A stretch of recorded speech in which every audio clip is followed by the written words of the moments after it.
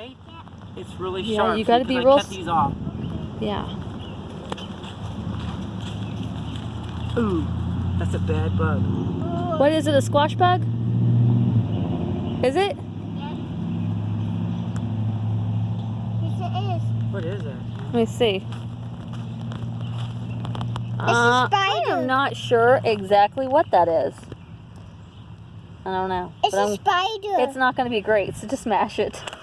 Just smash it. I don't think it's going to be helpful. I could be wrong, and I'm sure YouTube will tell me that I'm wrong, but I see it as not useful. I said spider.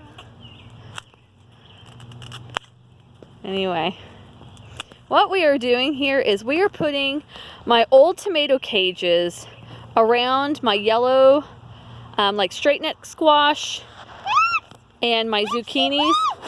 That way, instead of them, they don't sprawl and vine out, but they do make a really long stem as they grow and produce their fruit. So I wanted to kind of train them up in these, and I did this last year, but the legs were really long. So I had my husband cut, can't really see, let me get closer. I had him cut the legs to about 7 inches. That way they have plenty of room to be driven down into the ground, but yet that bottom ring isn't on the ground, and we can already, you know, lift the leaves up, start getting them up on top. I don't know if this is going to work. We're just trying it. I'm trying to make use of something that is just sitting around, wasting space on our homestead. So we're just giving this a try. Maybe you all have a better idea, or maybe this will give you all inspiration to use it. It might work great. I know last year it did pretty good if the legs had been shorter, because I could have got the plant up in there better. I just know it took a lot of effort for me to try to get the plant weaved up in there.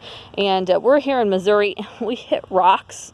So whenever those legs are like 1.5 feet long, you're gonna hit a rock about 3 inches, 6 inches down, and the legs bend, and it's very annoying and aggravating. So far we've not even hit a rock, and they're nice and sturdy.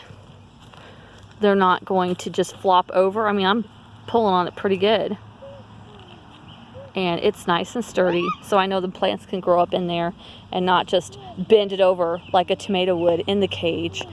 And the legs that we cut off, we can use them probably not this year, but in the future, like whenever I start my tomatoes or my peppers, and for support, I can stake them up with the cut off legs, because I had probably 30 cages. We haven't cut them all off. We just cut off like 15 of them right now. And 15 times 3 legs, you do the math and it adds up pretty quick. So I'll have quite a few stakes to use, and that way nothing gets wasted. And if I don't want to use them as stakes, they will bend and be great for sod stakes to use in our weed mat. I think I can get them bent. We have sod stakes that we buy. So all in all, I'm hoping that this will organize the garden just a little bit better, make it look a little nicer and neater, help me to watch closely for pests and disease, also get some better airflow for these instead of them just laying on the ground. Just trying to do each thing a little better than the year before. So we're just giving it a whirl. So thanks for watching. You're watching Chicken Creek Homestead with Jeff and Tammy and our big family of 8, soon to be 9. And this is just a little glimpse of our garden. That's all of our sprawling squashes over there with plenty of room to grow. Here's all of our tomato plants. We have 60 tomato plants, 7 different varieties. And then we're having green beans over here.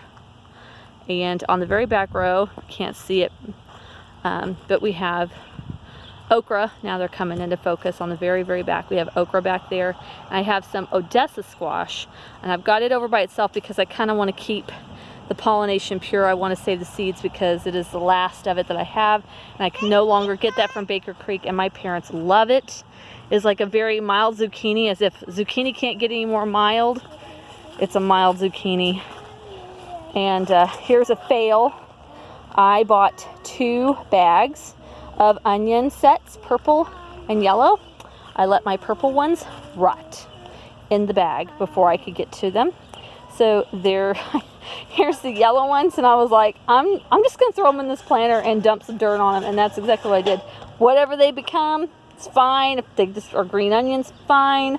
If they're nothing, fine. At least I tried to salvage them a little bit. This is our small spring garden, like cold winter crops. We've got Swiss chard. I had spinach and it has all bolted. More Swiss chard back there. Onions that I grew from seed. And here's our carrots. We have 4 rows of atomic carrots and Chantenay carrots. I think I've pronounced that right. And I had onions and garlic over there. It's getting taken over by grass. I had pea pot or shelling peas on these pea poles. I just pulled the last of those up today and fed them to my rabbits. They're in the cage right there. We have meat chickens in that chicken tractor. And we have all of our other laying hens in this large premier fence netting area. And then they also have a main run back there behind the rabbit cage and those chicken tractors. We have a nice 16 by 12 chicken run. But this was our spring garden area. I have arches here to where I had sugar snap peas and snow peas planted on them in the spring. And I just picked those up last week and fed those to the chickens and harvested what we could off of them. And now I'm growing cucumbers and Chinese red noodle beans. Again, all my stuff so far is from Baker Creek. I try to keep stuff as heirloom as possible. That's just my thing. I know that's not everybody's thing. All of our tomatoes are the heirloom tomatoes from Baker Creek. I'll tell you really quickly, black vernissage cherry tomato and then another black cherry tomato. It's supposed to be really sweet. This row here is my Amish paste tomato. This row right here is my Hungarian Heart. This row here is my German Johnson. And I might be wrong. Let's see here. This one might be my Hungarian Heart, and this might be oh, I just can't remember. But we're getting tomatoes. Oh, Henderson's Pink Ponderosa. That's what's right here. Henderson's Pink, German Johnson, and they've got a different leaf. They've got like a potato-looking leaf instead of a tomato. And then, of course, the Hungarian Hearts. I love these. These can be used as slicers and pasting tomatoes, so that's kind of a dual purpose. And then I have the large black tomatoes. Never grown these before. I'm super excited about them, to try them. And then we've got our strawberry patch here, which we will be pulling up. These plants are at their 3-year mark, and they've put off a lot of runners, so I have transplanted a lot of runners. Over here we've got I've got 3 different types of spaghetti type squash. I have got 2 to 3 types of butternut squash. On these arches here we've got more of the Chinese noodle beans and cucumbers, and it's the Chicago pickling cucumber, I believe. And then down here at the very end, I have, in a row of 3 right there, I've got my watermelon. Those are the only thing that is not Baker Creek. Besides some of my green beans, I bought some green beans local because my Baker Creek green beans just, I'm not having a good year. I think it's too wet and I'm planting them too deep. My green beans just are not germinating. And then we've got 4 blueberry bushes over here, and that's our main bulk of our garden. We had volunteer sunflowers that my chickens did not eat, that I fed them, so this is what I left. Otherwise they would have been all over the place. But that's kind of a small quick tour. I'll try to do a better one. This video is a lot longer than I thought it would be, so anyway, at least it got you introduced to our garden. We are an in-town urban homestead. It's a small town, less than 10,000, but you can see what you can do in town. We are fortunate to have an acre lot.